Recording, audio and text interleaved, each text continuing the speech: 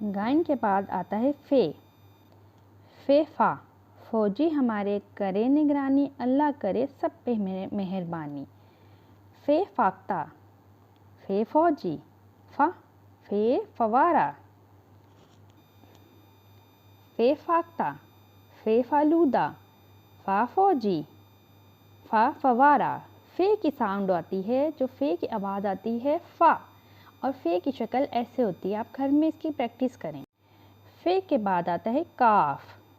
इस काफ पे 2 नुक्ते होते हैं और इसकी शक्ल गुलाई की तरह होती है। कायद की ये बात अजीम, ईमान, इत्तेहाद और तंजीम।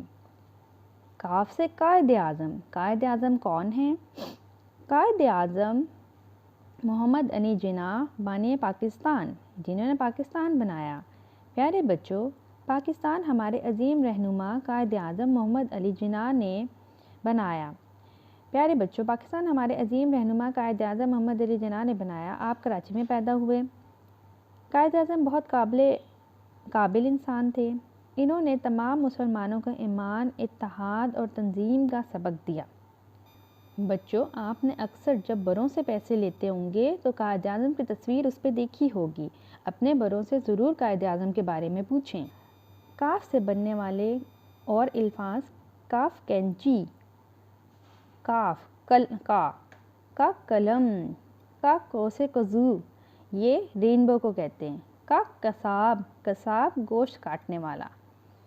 का कैंची, का